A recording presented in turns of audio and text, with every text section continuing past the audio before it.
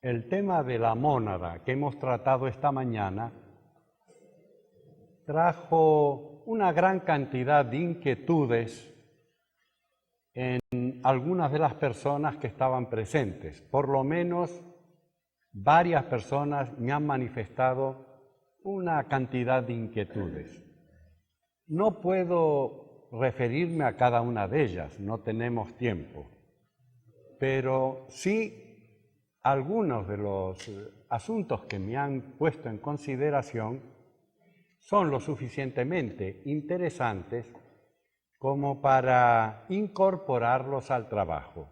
Así que a mi programa original le he hecho algunos cambios, sufre algunas modificaciones y vamos a tratar de contestar preguntas y si se contestan colectivamente, aprovechan todos. Una pregunta que se me hizo y me han dejado inclusive un papel para que escriba estas divisiones es la diferencia que hay entre principios y cuerpos. Los estudiantes de teosofía conocen que cuando se estudia al hombre, generalmente los libros de teosofía, aún los manuales más sencillos, tienen un capítulo dedicado a la constitución septenaria del hombre. En ese capítulo se estudia la total naturaleza humana, se estudia aquello que el hombre es. Y en la lista de los principios, en el conjunto de los elementos que componen al ser humano, la lista suele figurar como de principios en unos libros y de cuerpos en otros. La lista más frecuentada, que aparece más en los libros de teosofía, es la concepción del hombre como 7 cuerpos. Es muy común decir que el hombre tiene 7 cuerpos. Es muy común hacer bromas, piadas, chistes, porque los teósofos que comen mucho, los demás dicen de él que come por los 7 cuerpos, ¿no? Que tiene una fome para satisfacer cada uno de los principios. Los libros que en vez de cuerpos hablan de 7 principios son los libros de la primera época de la sociedad teosófica. La diferencia o la aparición de 7 cuerpos en vez de 7 principios la estableció, si mis investigaciones son ciertas, porque puede ser que alguien haya hecho otra investigación y rectifique lo que estoy diciendo, aparece por primera vez en un libro muy valioso de teosofía titulado La sabiduría antigua de Agne Besant. En la sabiduría antigua, Agne Besant coloca la palabra cuerpos por principios y hace transcribe la constitución septenaria de un modo distinto, ligeramente distinto a cómo aparecen en los libros de más antigüedad, en los libros de los primeros 10 años desde el fallecimiento de la señora Blavatsky en adelante. En los tiempos de la señora Blavatsky, desde Isis sin velo, se emplea para los aspectos sutiles del hombre la palabra principios. La palabra principios es la que figura. A partir de determinada época se habla tanto de cuerpos como de principios. La modificación en el libro La sabiduría antigua que hizo la señora Agne Besant es un libro, repito, muy valioso de teosofía.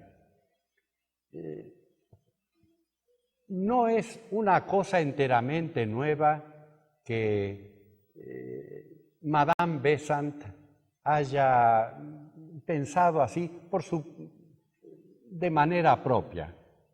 Cuando uno pega el glosario teosófico, acá hay un glosario teosófico, y quiere tener la primera noción acerca de los principios, de los 7 principios que componen al ser humano, entonces busca la palabra principios. Después vamos a leer un breve trecho del glosario teosófico, la palabra principio.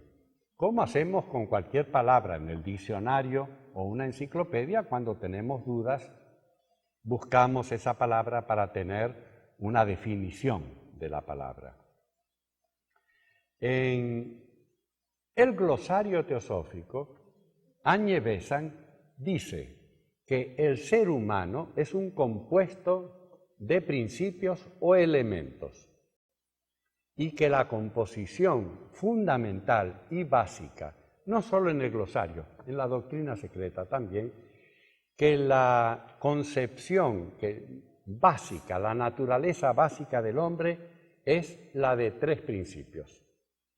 Ella dice que esos 3 principios pueden expresarse como cuerpo, alma y espíritu. Es la composición de San Pablo en las cartas a los Gálatas, en algunas de sus epístolas. San Pablo adelanta, da a conocer lo que era una concepción trina de 3 aspectos del hombre en la filosofía griega y en algunos otros sistemas un poco más antiguos que él. Se considera que San Pablo era un cabalista iniciado y que por tanto tenía un conocimiento más profundo que el común de las gentes que tienen sobre religión o sobre filosofía un conocimiento más superficial. Cuando uno lee los 4 evangelios y lee las epístolas de los apóstoles, las cartas de los apóstoles, San Pablo resplandece como una figura intelectual y espiritual de un valor extraordinario. Al lado de San Pablo todo lo demás es pálido, es una figura muy fuerte y algunos historiadores de la religión llegan a afirmar que el cristianismo en realidad es una obra de San Pablo, que él puso el cristianismo en marcha en el mundo, él, lo organizó, con sus viajes, con sus enseñanzas, etc. Pero esto es anécdota, no nos interesa tanto.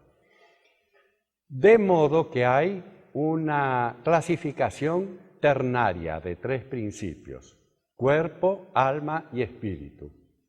En varios momentos de la doctrina secreta, Blavatsky dice que esa es la división clásica, la división que no puede faltar en ningún sistema al tratar sobre la naturaleza del ser humano. Y esa división, entonces, obliga al estudiante a conocer la diferencia entre la filosofía de Grecia y San Pablo, como voceros de la tendencia ternaria, la diferencia que hay entre alma y espíritu. Hay mucha confusión entre lo que significa, desde el punto de vista de la filosofía esotérica, alma y espíritu. Sobre esto se ha escrito mucho, no es el problema del día de hoy, pero la división en 3 aspectos del ser humano trae el problema de tener bien claro cuál es la diferencia entre alma y espíritu. Es posible que si se hiciera una encuesta y no nos dieran tiempo a reflexionar y alguien viniera y dijera ¿cuál es la diferencia entre alma y espíritu? Muchos de nosotros no sabríamos bien cuál es la diferencia, si existe una diferencia. Y esta confusión existe porque la teología católica y la teología luterana, protestante, confundieron las palabras y terminaron usándolas como sinónimos, de manera que alma y espíritu significan la misma cosa, y redujeron la naturaleza compuesta del hombre a 2 elementos, cuerpo y alma, o en todo caso, cuerpo, alma y espíritu.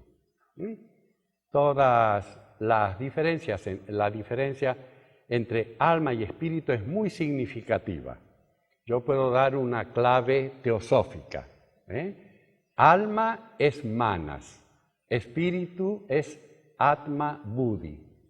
Hay muchas diferencias, hay una diferencia notable entre la naturaleza de manas y entre la naturaleza de la mónada dual. Y ahora pasamos a la mónada dual. Sobre cuerpos y principios vamos a retomar un poco más adelante.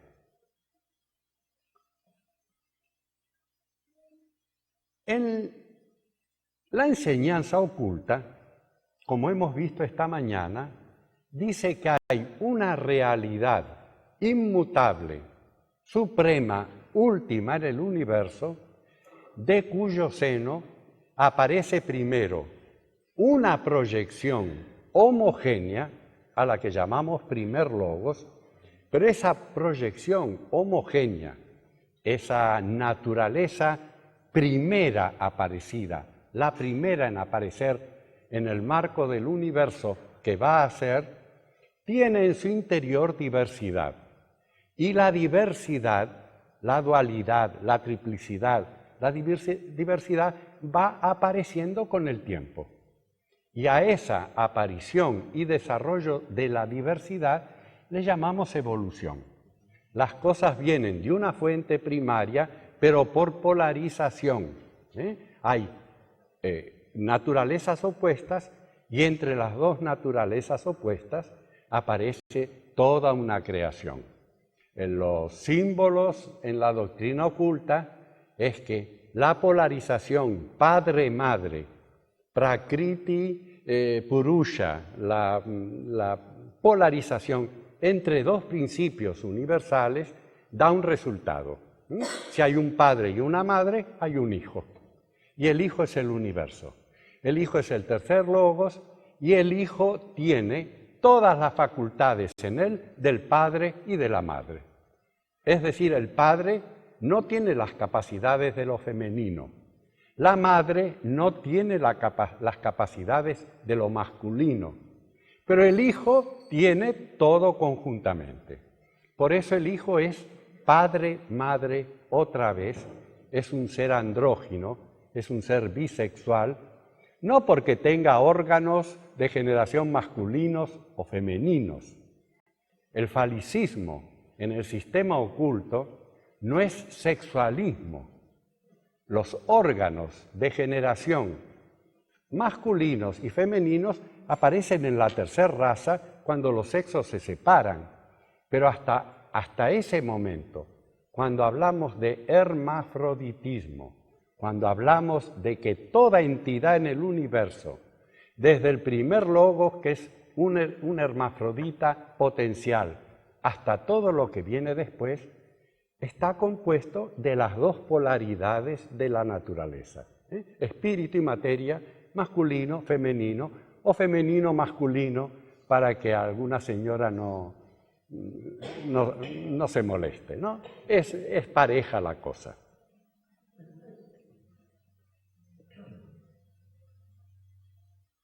La mónada la hemos visto como un desprendimiento, una porción de ese océano de vida de la mónada universal. Esta mañana hemos leído una frase donde habla de la identidad fundamental de todas las almas que pueblan el universo con el alma suprema.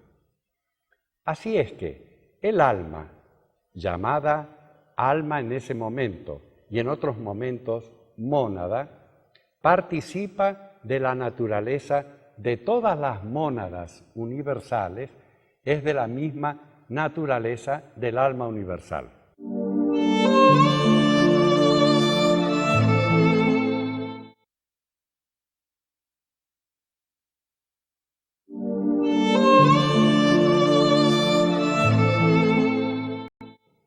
El pasaje poético que hemos leído nos va a decir que el discípulo mire al cielo y ve estrellas. Dice, mira en tu corazón y fíjate si aquella luz es distinta de la que tú tienes dentro de ti.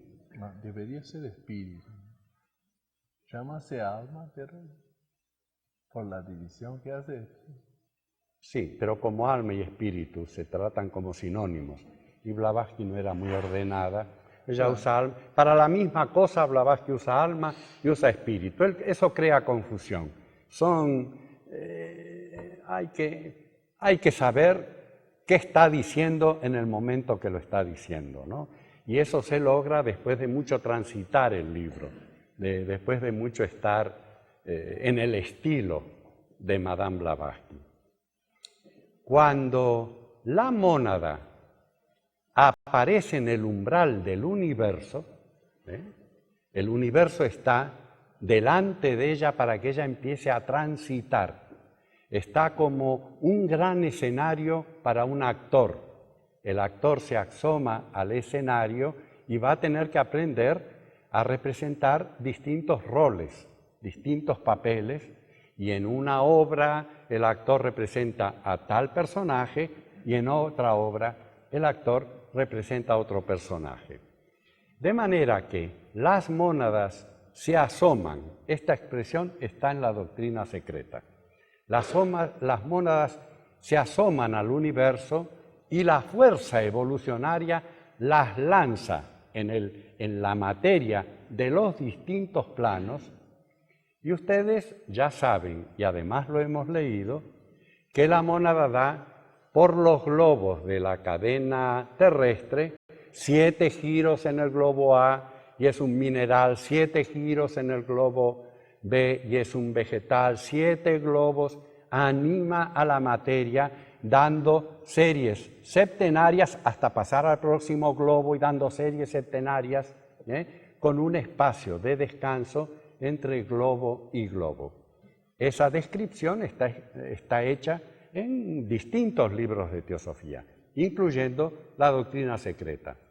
El señor Sinnett hizo esa descripción en el libro El budismo esotérico y se considera en general en la literatura teosófica que las descripciones no son muy satisfactorias debido a la complejidad del asunto. Es un asunto realmente complejo. Uno tiene que sentarse y con mucha calma empezar a hacer el desarrollo del viaje monádico a través del universo que se le ha preparado para su experimentación. Curiosamente, el autor que a mí más me ha ayudado para comprender el viaje monádico a través de los globos, de las rondas y de los periodos mundiales de cada globo, es un autor que perteneció un tiempo a la Sociedad Teosófica, fue del grupo de los discípulos del señor Leadbeater y se llama Max Heindel, un autor que muchos de ustedes deben conocer. En su libro Concepto Rosacruz del Cosmos, creo que es el que da la visión más clara posible para el que está estudiando. Como soy seguidor de la verdad y no hago cuestión de si este autor es Rosacruz o el otro autor es hermético, sino si este autor tiene parte de la verdad y aquel autor tiene parte de la verdad, yo aproveché mucho de la lectura del concepto Rosacruz del Cosmos de Max Heindel. Bueno, la mónada, cuando surge y comienza su viaje a través de los distintos niveles o globos sutiles de la cadena terrestre, tiene un nombre en los libros de teosofía. Ese nombre es el soplo. El soplo. Ese nombre aparece, soplo es en portugués, Sopro. Sopro, el sopro. Ese nombre aparece en las estancias de Xi'an. El soplo significa unidad. La mónada en ese momento es solamente Atma, porque más adelante va a ser Atma Buddhi, pero todavía no es Atma Buddhi. En los pasajes de la evolución universal y de la evolución del hombre, cuando ustedes lean soplo, es que la mónada todavía no desenvolvió buddhi y mucho menos manas. En una época tardía, la mónada deja de ser el soplo y se convierte en el dragón doble, en el doble dragón de la sabiduría. En las estancias de Xi'an, ustedes van a encontrar el divino dragón de la sabiduría, el dragón doble, es decir, Atma Buddhi. Es otro nombre, otro apellido de la mónada, cuando ya no exhibe solamente Atma, sino que exhibe otra faceta de su ser, Buddhi. También en ese periodo se le llama las dos letras, porque hay 3 letras más una cuarta letra muy sagrada que definen al espíritu superior a nosotros. 4 letras o 4 números forman el tetragrammaton divino, y los estudiosos de ocultismo quiebran su cabeza cuando se les dice que hay un 4 divino y un 4 maléfico, diabólico o humano. En todo caso, la mónada, Atma, Buddhi, Manas, inscripta en el círculo sin límites de lo infinito, es el tetragrammaton, el 4 superior. El otro 4 es el animal, el cuaternario inferior, y a veces se habla del tetragrammaton y uno tiene que saber de qué cuaternario se está hablando. Blavatsky no es siempre muy prolija y por eso nos encontramos con dificultades aquí y ahí.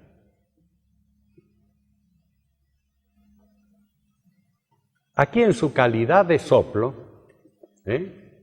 la naturaleza ya había preparado un cuerpo físico bastante sólido y ese cuerpo físico tenía un modelo etéreo dentro de él. Y el modelo etéreo canalizaba prana y tenía entonces por el lado de la mónada principios espirituales, pero no estaba completado el hombre en la segunda raza raíz. Miren ustedes O sopro necessitava de uma forma. Deram-lhe os pais. O sopro necessitava de um corpo denso. A terra o modelou. O sopro necessitava do espírito de vida. Os lhas solares o insuflaram em sua forma. O sopro necessitava de um espelho do seu corpo. Nós lhe damos o nosso, disseram os Dhyani. O sopro necessitava de um veículo de desejos. Aqui o tem, disseram os drenadores das águas. Mas o sopro necessitava de uma mente para abranger o universo. Vuelvo a leer eso. El soplo necesitaba una mente. Mas o sopro necessitava de uma mente para abranger o universo. Hasta ahí, todas las jerarquías habían construido algo, pero las jerarquías se declaran derrotadas, no pueden dar la mente al ser que está viniendo. Por favor, lea. Segunda raza. Mas o sopro necessitava de uma mente para abranger o universo. Isso não podemos dar, disseram os pais. Nunca a tive, disse o espírito da terra. A forma seria consumida se eu lhe desse a minha, disse o grande fogo. O homem permaneceu um Buta vazio e sem entendimento. Assim deram a vida os sem ossos, aos que vieram a ser os homens com ossos na terceira.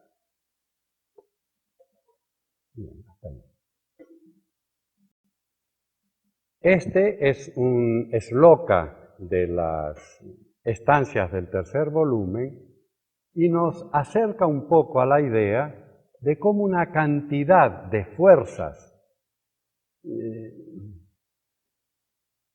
jerarquías, energías de la naturaleza trabajan durante mucho tiempo para construir para el soplo, una forma adecuada. Pero la construyen, es una forma viva, pero es una forma sin entendimiento. Eso, cuando la forma estuvo preparada, el entendimiento vino y llegó a ella y completó al hombre, es decir, lo hizo un ser con entendimiento. La mente de que hablábamos esta mañana, el quinto principio, abarcó el universo. El quinto principio se conoció a sí mismo, conoció a los demás, conoció las leyes de la naturaleza y supo que él era responsable de su propio destino. A partir de ese momento, el soplo se convierte en una tríada. Entonces el soplo ya no es Atma solamente, ya es Atma, Buddhi y Manas. Buddhi aparece en una etapa intermedia, pero no tengo tanto tiempo, hay que seguir adelante. Aparece primero Buddhi y después Manas. Así que la tríada se completa. Lo divino, que es uno y trino, llega a ser uno y trino en la humanidad, en cada uno de los seres humanos. Así, en la tercera raza.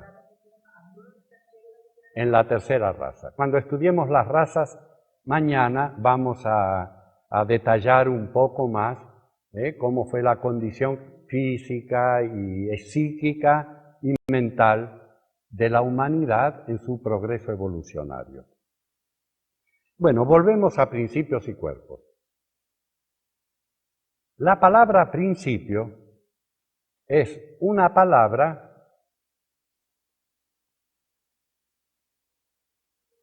de gran popularidad en la historia de la filosofía, tanto de Oriente como de Occidente.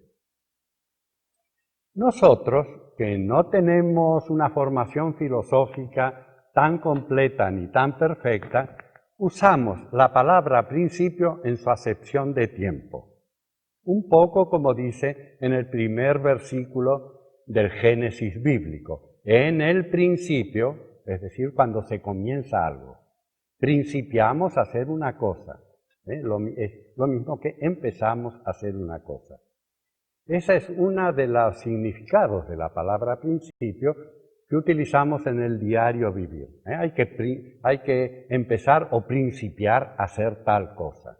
Así que en el tiempo, o como parte del tiempo, el principio es cuando algo que no era o no existía empieza a actuar, aparece y empieza su actuación. Pero en la doctrina secreta la palabra principio tiene la significación filosófica y la significación filosófica es más complicada. Yo mismo hice mis investigaciones sobre la palabra principio porque leyendo a filósofos encontraba esa palabra. Cuando leí la crítica de la razón pura de Kant, me encontré con que él postulaba el principio del ser y el principio del conocer. Pero no entendía muy bien eso de principio del ser y principio del conocer. Busqué en el diccionario filosófico de Ferrater Mora, busqué en la enciclopedia Espasa Calpe. En el idioma español hay una enciclopedia enorme, de una enorme cantidad de volúmenes que llena una pared. Todos los volúmenes de la Espasa Calpe.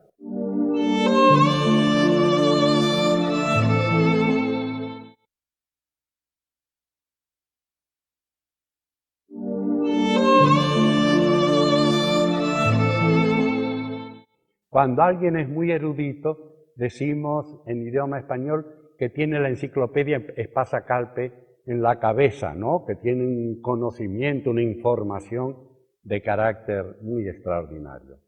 Busqué la palabra principio, pero hay un libro de términos etimológicos de un español que se llama Roque Barcia, y esto me ayudó mucho, porque la palabra principio es una palabra compuesta del latín que deriva del idioma griego. Y la palabra principio significa cabeza. ¿Pero cabeza de qué? Cabeza de serie. Serie. Es decir, que para que haya un desarrollo, una serie, tiene que haber una naturaleza que da nacimiento a toda esa serie. La palabra principio viene de cipium, cabeza en latín, y princes, principio de movimiento, de reproducción. Esa es la palabra principio.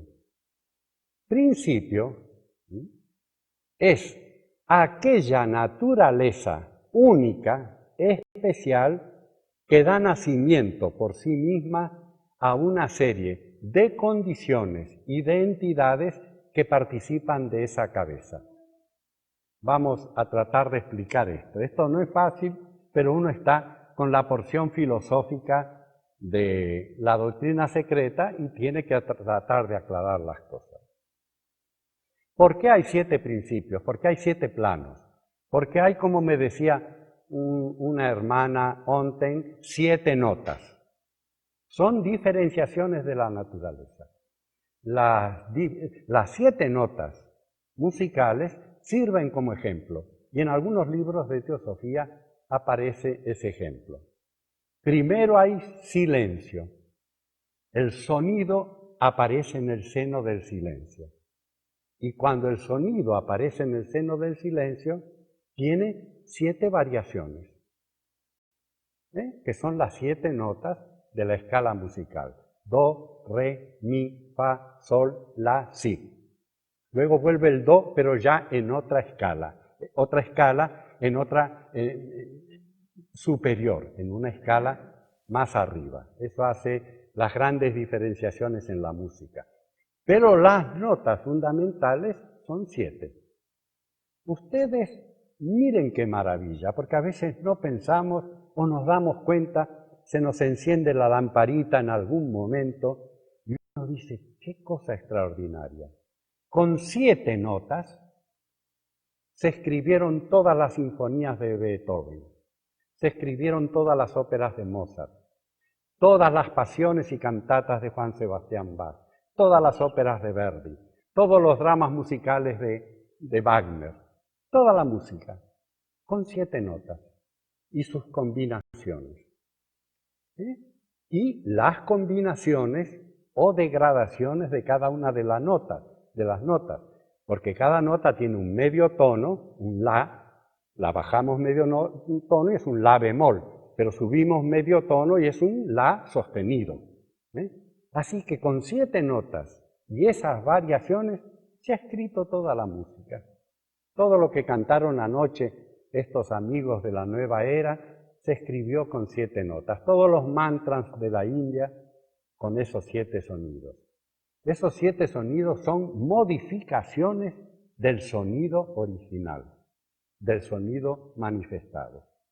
Así es que cuando el sonido se manifiesta, adquiere 7 características distintas.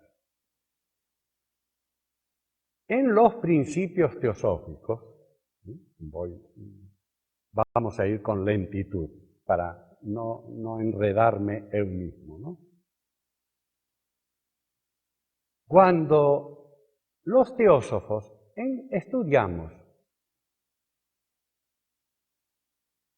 la formación de un universo con sus 7 planos, con sus 7 niveles, de cada uno de esos planos, cada uno de esos niveles tienen sus nombres, tienen nombres o sánscritos o griegos o latinos en los libros de teosofía, pero los planos de la naturaleza son 7. Esos 7 planos están formados de la materia primordial que se va haciendo cada vez más compleja a medida que parte del átomo ultérrimo átmico hasta llegar al átomo ultérrimo físico.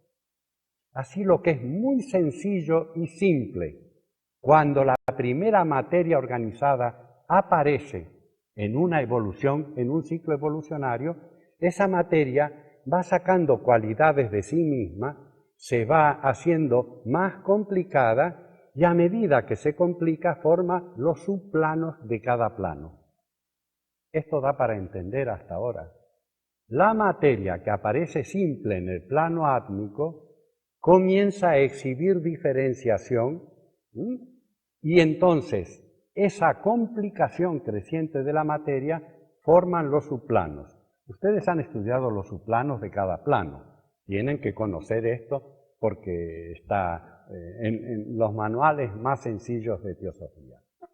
Es decir, que el plano átmico tiene 7 subplanos de materia átmica, y cuando la materia del 7º subplano llega a un estado de perfección, sigue complicándose y haciéndose más densa, y entramos en el plano búdico, que también tiene 7 subplanos en que la materia sigue ese proceso. Se sigue densificando, se sigue haciendo más complicada.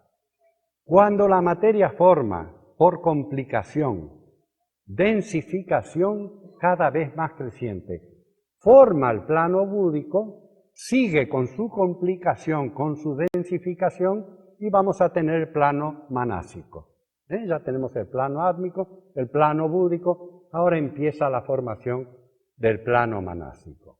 Hay en los libros de teosofía diagramas inclusive de esto, ¿no? La materia, pues, es tratada como una tela, como una urdimbre, y esa urdimbre hace que sea muy sutil en el plano más elevado y se vaya haciendo más densa hasta que llega a su máxima complicación en el mundo físico. Esa complicación, esa densificación de la materia, de una materia que viene, decir que viene de arriba hacia abajo no es verdad, eso es una densificación dentro del espacio. Esa densificación alberga los 7 principios. ¿Por qué hay una faja del universo que es átmico, y una faja búdica, y una faja manásica, y una faja astral? Porque hay un principio distinto animando cada una de esas fajas. Y los principios son diferenciaciones que llamaríamos psicológicas, para hablar de alguna manera. Son diferenciaciones de función. Los seres que viven en el plano astral, los cuerpos que se forman con materia astral, no son cuerpos mentales, no sirven para pensar, son cuerpos para la pasión, son cuerpos para el apetito. El Kama Rupa, el principio de pasión, en un momento de la naturaleza, como principio, pone sus características en la materia, en ese nivel del universo, y todo lo que vive ahí corresponde a ese principio. Y cada uno de esos principios tiene una característica de carácter muy diferente. Así es que el cuerpo astral, o llamado cuerpo astral, o cuerpo mental, reciben ese nombre porque en el plano donde fueron formados y donde viven existe el principio astral. El principio astral, el principio es el que da la característica a ese cuerpo creado en ese nivel. Cuando un cuerpo se forma de materia astral es porque el principio del deseo cósmico, el principio de la pasión cósmica anima a la materia de ese nivel, y los seres que viven ahí, el ser humano que vibra ahí, es un ser pasional, es un ser lleno de apetitos. Cuando él abandona esa vibración y pasa a un nivel superior, nos encontramos con el plano mental. Y el principio mental, el principio manásico, es para el pensamiento, no para la pasión. Pero los principios pueden mezclarse, porque ustedes, si tienen un piano delante, pueden tocar un la y un si. Ustedes tocan un la y un si y hacen una nota desarmónica, pero el sonido sale de un la y de un si simultáneamente, al mismo tiempo. No es un sonido muy agradable, se usan los armónicos, no los desarmónicos en la música. En la música moderna sí, se usan los desarmónicos en el dodecafonismo, etc. Pero vamos a dejar eso ahí. De manera que, como cada uno de los principios es parte del principio único, de la fuente única de sonido, ellos pueden juntarse o separarse. Así es cuando el principio quinto, el principio manásico, el principio que sigue para pensar, se une, se identifica, se mezcla con el principio de la pasión, tenemos una mente pasional. Llamamos a eso en teosofía kama manas. Kama-manas. Casi toda la humanidad está en ese estado de evolución. La mente sirve para idear cómo nuestras pasiones pueden llevarse a cabo. Cuando tenemos un gran deseo, recurrimos a la mente estudia, mira, a ver cómo se... Son dos compinches. Durante una época de la evolución, ellos son socios y no socios para lo mejor. Vamos a decir lo que es. Comparsas, sería. Cómplices. Colaboran juntos para distintas cosas. En la evolución, el principio quinto, el principio manásico, separa su esencia del principio rayásico o astral o pasional. Esa es una tarea de purificación. Saca de su propio principio lo que se ha adherido del principio inferior, del principio animal, y entonces el principio manásico queda otra vez puro y tiende a su superior, al principio búdico. Mientras que el principio cámico, el principio de animalidad, el cuarto principio en la denominación de los principios, quiere todo para sí, quiere gozarlo todo, no quiere compartir nada, y es la imagen del egoísmo y de la brutalidad, saliendo de la misma madre de 7 pieles, el principio búdico es totalmente distinto. Cuando Manas, como hemos visto recién, actúa en complicidad con Kama Rupa, con el principio animal, está tratando de satisfacer apetitos. Pero cuando Manas se libera, queda otra vez en su pureza y se eleva y se mezcla con el principio búdico, entonces esa persona deriva en santidad, deriva en iluminación. Porque el principio astral o el principio cámico es un centro que atrae para sí, es centrípeto. El principio búdico es universal, penetra en todas las cosas. Una persona que vibra en el principio búdico, que ha despertado, que se ha unido al principio búdico, es fraternal, penetra en los demás, está lleno de amor, de comprensión, es imposible rechazarlo, uno lo quiere. Esa es la característica de la persona que tiene algo del principio búdico. Pero la persona que tiene con más fuerza el principio cámico es un ser egoísta del que hay que cuidarse. Así cada uno de los principios caracteriza, según su preponderancia, a los seres humanos. Y esto es porque los filósofos de la filosofía sankhya dicen que hay hombres tamásicos, hombres rayásicos y hombres sádicos. Están enseñando una enseñanza oculta.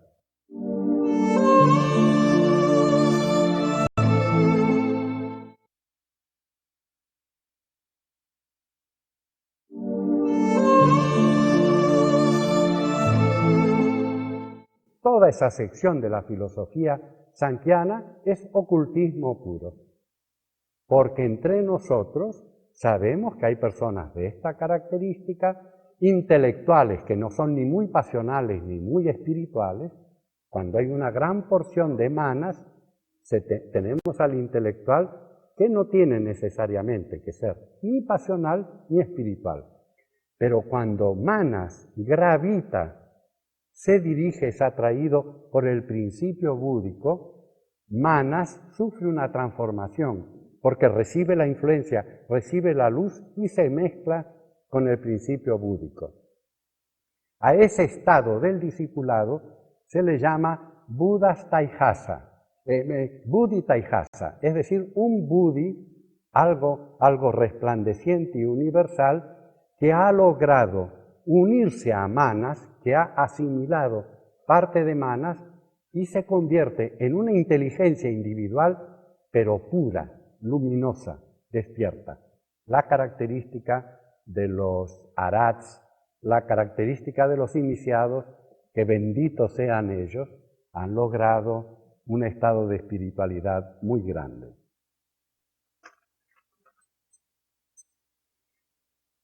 Bueno, aunque a grandes rasgos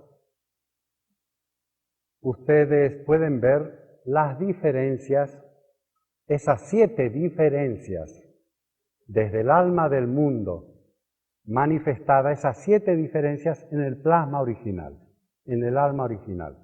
Esas 7 diferencias son los 7 principios en el hombre, pero también los 7 principios en la naturaleza. Recuerden la correlación macrocosmo, microcosmo. Ahora vayamos al asunto de los cuerpos. Los principios animan cuerpos. Y hay en el glosario teosófico un modo de ver las cosas que se diferencia en cuanto a la constitución septenaria. Vamos a ir a eso. Uno lee con mucha sorpresa en el glosario que la clasificación septenaria no es la clasificación esotérica, interna, es semi-exotérica. Es la clasificación que sirve para que el discípulo en la actualidad trabaje con el conocimiento de los 7 principios en su progreso como discípulo, en su progreso como esoterista. Ella dice que en realidad que en realidad el séptimo no es ningún principio, que es sencillamente la mónada universal, que es indivisible, y que el cuerpo físico no es ningún principio. Es el vehículo de todos los principios, no tiene una naturaleza o un tono por sí. El cuerpo físico en ocultismo no es el que alberga al diablo y el que hay que maltratar.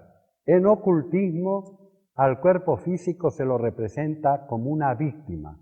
¿Como una víctima de qué? De las pasiones que no son físicas y de los pensamientos que no son físicos.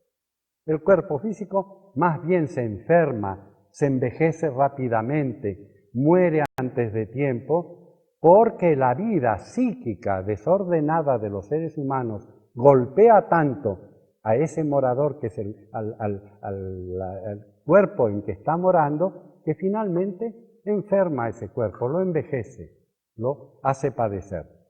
Así es que el principio supremo no es un principio porque es el alma universal mismo. No hay diferenciación en el logos inmanifestado en el hombre, el séptimo principio. Y el cuerpo físico no es ningún principio. De modo que en esta clasificación el hombre queda reducido a 5 principios.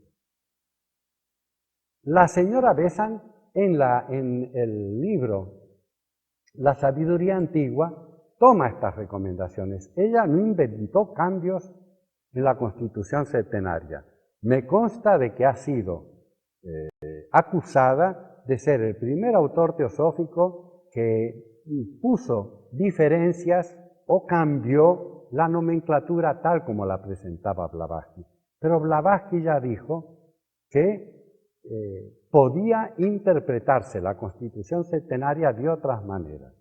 Y en este caso la señora Besant aprovecha eso y ella quiere poner cierto orden en la nomenclatura blavatskyana. En primer lugar, ella,